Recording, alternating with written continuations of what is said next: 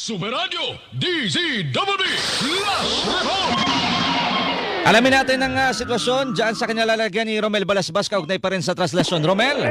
Markado, pinapakiusapan ngayon ni Father Jade Licuanan, Rector ng Quiapo Church, na manatili muna ang Poong Jesus Nazareno dito sa San Sebastian Basilica. Yan ay dahil 24 na oras nang nagpoprosyon o sinasagawa ang translasyon. Ayon kay Father Jade Licuanan, pagod na ang lahat, pagod na ang mga doktor, ang mga nurse, ang emergency responders at marami nang nasaktan. Sa ika-10 taon ay sinasagawa itong dungaw, ipinapakusap ni Father Jade Licuanan sa mga deboto na manatili muna pansamantala itong Poong Jesus Nazareno dito sa San Sebastian Basilica. At mukhang sumasang-ayon naman yung mga deboto dahil nagpapalakpakan ngayon dito. So, dyan muna sila. Oo. Oo. Ta- Yan, ina-announce ni Father Jade Licuanan na ipapasok na ang andas ng Poong Jesus Nazareno dito sa simbahan ng San Sebastian. So, hindi na itutuloy sa Quiapo, Romel, parang ganon. Pansamantala, Markado, dahil pagod na. Yun yung sinasabi niya, pansamantala munang mananahan ang Poong Jesus Nazareno dito sa San Sebastian Basilica dahil pagod na ang lahat. Si Father Jade, aminado rin siya na pagod na siya dahil nakaantabay siya sa mga deboto na nagpoprosesyon 24 na oras na tinutuwing na nga natin pinakamahaba sa kasaysayan. At ayan, binabanggit niya, nasaksahan daw ang kasaysayan na hindi pa nakikita dahil nga uuwi ang Poong Jesus Nazareno sa tahanan ng kanyang ina, ang Virgen del Carmen de San Sebastian. Sige, Romel, maraming salamat. Mag-ingat ka dyan, ha? Yan ang ating flash report para sa Nazareno 2026. Ako si Romel Balasbas ng GMA Super Radio DZWB. Nazareno 2026 Flash Report!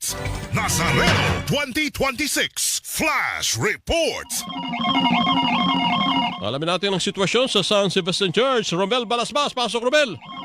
Kafernan, hindi nakinig yung mga deboto sa pakiusap ni Father Jade Licuanan, Rector ng Quiapo Church, na pansamantalang iuwi ang andas ng Poong Jesus Nazareno dito sa San Sebastian Basilica.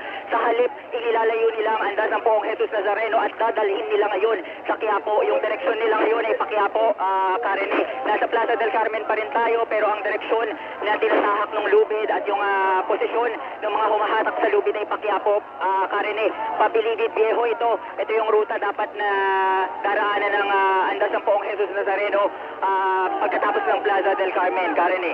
Nagkakagulo ngayon dito. Romel, si Fernando. Sige. Hindi na may papasok sa San Sebastian. Ito, Carolis, umusad na naman yung andas ng Poong Jesus Nazareno. Malapit tayo sa andas. Teka, lalayo lang ako. Baka maipit ako. Sige, layo. Pinipilit ng mga deboto na ilayo ang Poong Jesus Nazareno dito sa San Sebastian Basilica sa kabila ng pakiusap ni Father Jade Licuanan na Rector ng Quiapo Church dahil nga mahigit 24 na oras na itong prosesyon ng Poong Jesus Nazareno at pagod na yung ating medical frontliners. Pero titingnan natin kung may magagawa yung sentral dahil pinapakiusapan sila na tumulong sa pagpapasok dito sa andas ng Poong Jesus Nazareno sa San Sebastian Basilica. Okay, sige. Ingat ka lang, ha. Malaman natin kung ano mangyayari sa mga susunod na... sige. Ano yan, Romel? Babalikan po natin si Romel Balasbas. Halos 25 oras na po itong translasyon, mga kapuso. Nazareno 2026 Flash Report!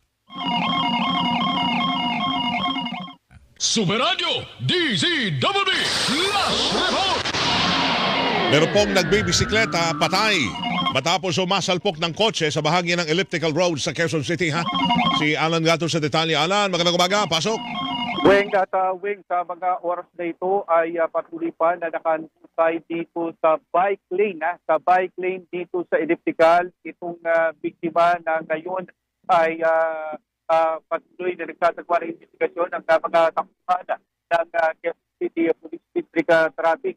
Sa malungkot na sitwasyon ay tinakpan na ito ng karton para ng general hindi masyadong magdulot ito ng atensyon dito sa lugar.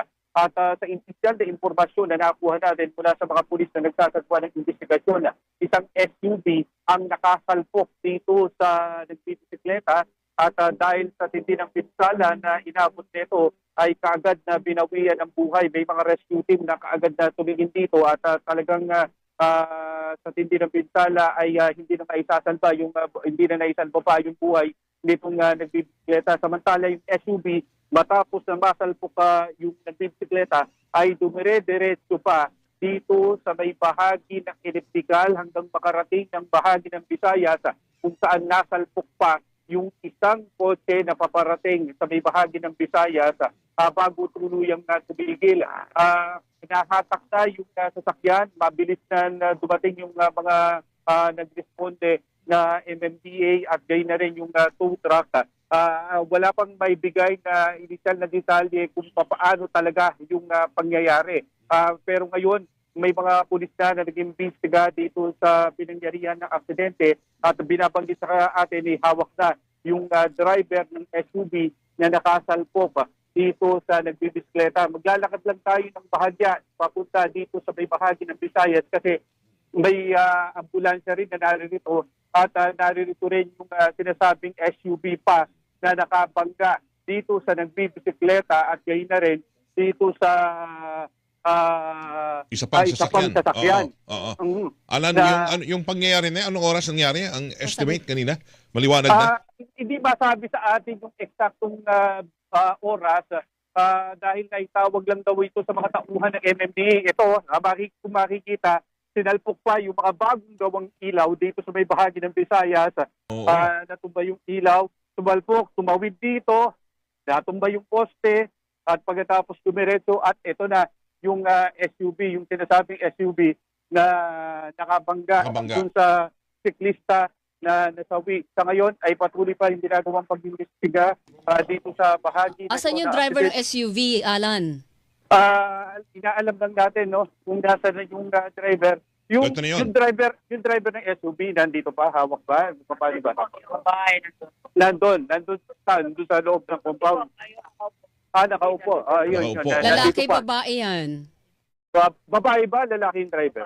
Babae. Babae. Okay. Oo. Babae yung driver. At ito, makikita natin na wasak yung sasakyan na nakabangga dun sa siklista na ngayon nakabulagta pa hanggang sa mga oras na ito dito sa bahagi. Hindi pa masabi, Alan. Yung bike lane, dapat safe yun para sa bikers Totoo kasi kung tutuusin talagang ginawa yon para sa kanila. Ng mga nagbibisikleta. Pero ang nangyari ay isang naka-SUV yung nakatama dito sa nagbibisikleta. Pero alamin lang natin dito sa mga taga-DPO Western, mga anong oras pa nangyari yon? May informasyon na kayo kung mga anong oras nangyari? Mga around 5:30 nandun na. Nangyari po, sir. Pagdating nangyari na. Pagdating okay. So, mga 5:30 round, ginabutan nila, nandito na. Dumating din tayo, ganun yung sitwasyon. Sa ngayon, ongoing pa yung pag-imbestiga. Hinahatak na itong sasakyan dito sa may bahagi ng Visayas, malapit sa kanto ng elliptical. Ako sa Alan Gatos ng JB sa Paradyo, DCWB, dapat ito. Radyo DZWB Last Report. Salamat sa iyo, Alan Gatos. Ginagabi ka na naman. Hindi niya yata tama yan. Aksyon ba ang craving nyo? Saan ka pupunta? Pinapura ka ng lintik. Sagot yan ni Dake ngayong Enero. Sinong naririto nung araw na namatay ang aking kapatid? FBJ sa GMA, 3:15 p.m. Abangan ang isang extraordinary love on the big screen with Robin Angeles and Angela Muji. Sana ikaw good boy. Good boy. Sa Pinoy adaptation ng A Werewolf Boy. Papatayin ka nila kapag sumama ka sa akin. Malis ka na! Mahal kita. Walang iba. Pero bago sumugod sa sinihan, enjoy muna ang the best Pinoy remakes of your fave K-movies. 1, 2, 3!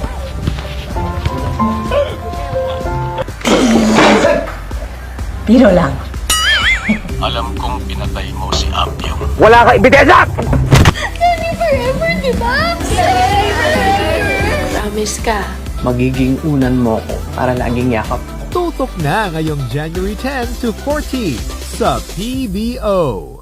Saan ka pupunta? Pinapura ka ng lente. Pakita natin sa kanila. Magagawa natin maging matino ang mga pulis na. Ibaba mo yan. Kung hindi, ang dulo ng barik ang huli mong makikita. Hindi kayong mamilis. Dalawang bagay. Bulungan o sementeryo. Lakay FPJ sa GMA 3:15 p.m. Ngayong Lunes na, January 12. Aling Mirna, ako po si Bernard, kaibigan nila Enteng at saka ni Tanggol. Ano po dito si Aling Mirna, nanay daw ni Enteng. Tara po ma'am, dito po si Aling Mirna. Sa salisihan ng singilan. Uy ka lang? Hello, baby girl. Wala pa ka ba? Mag-uumusan ang mga gahaman. Hindi nila tayo mapapatansi! Banggain na natin kung sinong kailangan banggain! Pansin doon! Sisiyempo tayo bago natin sila ubusin. Di ba pate? Ang grupo ng mga gayo! Ikim naman pera! Ang multong tinatakasan. Sabihin na, ako na kayo! Ako na bahala dito! Tumakas ka na! Magkita kayo naman ako! Magbabayad sila sa akin, Brando!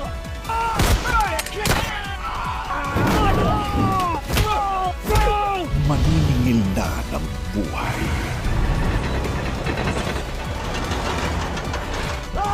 Ay, Patimina! O, patayin kita!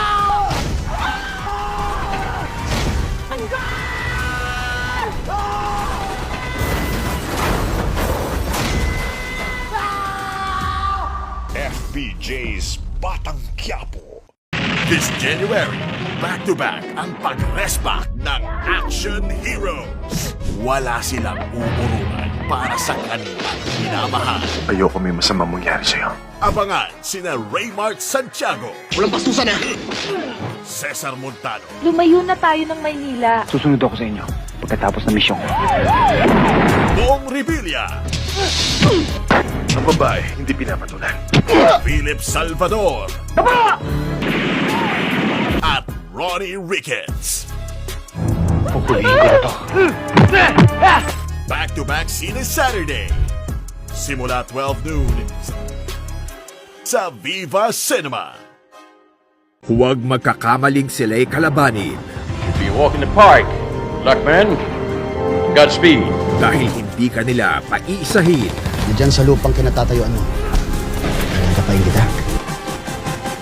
Panoorin ang mga astig na bida May pa-prinsipyo pa kayo! Baligtad din pala mga palahibo nyo! Labang buhay ko. Ako ang magsisilbing tinig sa lalamunan mo. ng Sunday Supreme, 7:30 p.m. sa PBO. Kwento ng pag-ibig na tunay at tapat. Stan, patagal kang nawala. Pero ni minsan sa puso't sa isip ko, hindi ako nakalimot na mahal kita. Maniwala ka sa akin, Catherine. Mga pagsasamahang walang katulad. You will be called the Eagle Squad. Pinanata mo na kami, hindi pa tayo talo. Hi, girls! Hi, Pogi! Hello, pare. Arreglado na. Okay. Ayos. At mga eksenang tatatang ang linyahan. Oo nga pala, marami nga pala kayo naibigay sa akin. Mga teknik sa dibdib. Sinabi ko! Sinabi ko! Yan ang mga digitally enhanced movies ng Sabado Cine, 8 p.m. sa Viva Cinema. Masayang balik-balikan. Punong-puno ng ligaya ang aming puso dahil #1 tayo muli sa Mega Manila #1 AM station, Super Radio DZBB at #1 FM station, Barangay LS 97.1. Salamat sa regalong ito, mga kapuso.